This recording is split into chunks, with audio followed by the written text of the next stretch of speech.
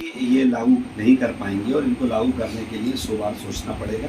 और या फिर एक चीज़ स्पष्ट करना पड़ेगी कि ये संविधान से चलाना चाहते हैं या खुद की मर्जी से चलाना चाहते हैं। कॉन्स्टिट्यूशनली 29 और 30 हमको राइट्स देता है कि हम अपने रिलीजियस के साथ अपने उसके साथ ड्रेस कोड को अपना सकते हैं। और अभी खुद ही विधानसभा अध्यक्ष महोदय ने संविधान की किताब बांटी, अभी बांटी है सत्र में।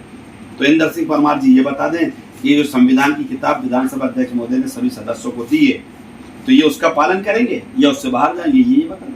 लेकिन हमने उनसे सवाल किया, वो कह रहे हैं कि हम लोगों से राय ले रहे हैं, शिक्षा विभाग से जिले स्तर पर राय ले रहे हैं, अभिभावकों से भी राय ले रहे हैं। अगर हमने पूछा कि अगर मुस्लिम बच्चे जो पढ़ते हैं या उनका अभिभावक विरोध करते हैं तब क्या, तो वो कह रहे हैं कि नहीं, हम ऐसा निर्णय लेंगे कि सबकी भावनाओं का ध्यान रखा जाए, लेकिन स्पष्ट तौर पर कुछ नहीं बता पा। अगर वो सबकी राय ले रहे हैं तो उनको सबकी राय से बेहतर है कि कॉन्स्टिट्यूशन जो दिया हुआ है बाबा साहब का वो बहुत बेहतर है और राय की आवश्यकता नहीं है। ड्रेस कोड लागू करें और उसके साथ प्रोहिबिटेड शब्द हटा दें, उसको ऑप्शनल रखें। अगर कोई रिलीजियस पर्सन अपनी उस ड्रेस कोड के साथ जाना चाहता है तो उसको जाने देना चाहिए। उनका कहना जो उनका मूल उद्देश्य है वो है समानता, बच्चों में एक जैसा ड्रेस कोड रहेगा तो ठीक है, लेकिन हिजाब कोई पहन के आता है ना, समानता है ना, हिजाब का कलर रहने देना, कलर करेगा ना बच्चा, वो कलर में बांध के आएगी, उसमें क्या बुराई की। अच्छा ठीक है, वो बहुमत में 163 सीटें उनकी, अगर वो ले ही आते हैं, ऐसा फैसला कर ही देते हैं सरकारी कॉलेजों से शुरुआत, तो आप लोग क्या करेंगे, क्या डिमांड रखेंगे, कहाँ तक जाएंगे? डिमांडी लड़ाई लड़ेंगे और हर हाल में रहेंगे और लड़कियों को उनका हक दिलाएंगे। उनकी पढ़ाई से वंचित उनको थोड़ी रखने देंगे। उनकी पढ़ाई उनकी जरूरी है, उस पढ़ाई के लिए जहाँ तक भी लड़ना पड़ेगा उनके लिए लड़ेंगे।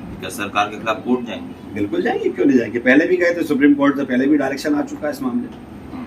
बाकी होना क्या चाहिए जो एक वास्तविक स्थिति में होना ये चाहिए कि शिक्षा मंत्री को पढ़ाई की गुणवत्ता पे ध्यान देना चाहिए, उनको नीट पे जवाब देना चाहिए, उनको नर्सिंग जैसे घोटाले वो भी शिक्षा से ही रिलेटेड रहे, उनको बच्चों के भविष्य पे देना चाहिए, ना कि अपनी उस चीज़ों से हटकर दूसरी तरफ ध्यान दें। अभी स्कूलों के अंदर फर्नीचर नहीं है, कई सरकारी स्कूलों में फर्नीचर नहीं है, कई कॉलेजों के अंदर प्रॉब्लम बनी हुई है, उस पर मैं समझता हूँ ज़्यादा फोकस करना चाहिए बनिस्बत इस तरह की चीज़ों पर ध्यान रखना चाहिए। आरिफ मसूद जी का बेवजह विवाद था, तब भी हम लोगों ने ये बात हर लेवल से कहा था कि गलत है। रहा सवाल, हर कॉलेज का अपना ड्रेस कोड होता है, प्राइवेट कॉलेजों में ड्रेस कोड होता है और उस ड्रेस कोड को कोई डिनाई नहीं कर रहा, लेकिन जहाँ तक जिस नज़र से सरकार जिस तरह छीटाकशी करना चाहती है हिजाब या बुर्के को लेकर, तो वो नहीं कर सकते, क्योंकि आर्टिकल 29 और 30 में हमको हमारी रिलीजियस आज़ादी है और उसके हिसाब से हमको जाने की इजाज़त है। और इंदर सिंह परमार जी को मैं बताना चाहता हूँ कि अभी 3 दिन हाउस में नहीं जा पाया था और जिस दिन मैं आया उस दिन हाउस एजेंट हो गया, तो मुझे वो किताब अध्यक्ष महोदय के कार्यालय से उन्होंने किताब दी है संविधान की। तो मैं उनसे पूछना चाहता हूँ इंदर सिंह परमार जी, आर्टिकल 29, 30 का क्या हुआ? एक तरफ आप विधानसभा में संविधान बांटकर बात कर रहा हूँ, दूसरी तरफ आप ये वाली बात कर रहे हैं, दोनों गलत है। इसको कभी भी मध्य प्रदेश में एक्सेप्ट नहीं किया जाएगा।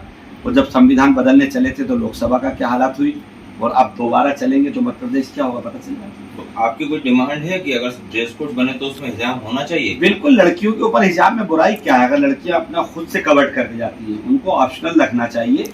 अगर वो लड़कियां रखना चाहती हैं तो रखें, ना रखना चाहती तो कोई दिक्कत नहीं, प्रतिबंधित नहीं होना चाहिए। बुर्के को लेकर क्या राय? देखिए, बुर्का की 2 सिचुएशन है। अगर गर्ल्स कॉलेज में जा रही हैं लड़कियां तो वो बुर्का उतार सकती हैं, क्योंकि वहाँ सब गर्ल्स है। लेकिन अगर गर्ल्स कॉलेज नहीं है तो फिर उनको बुर्का अलाउ करना चाहिए।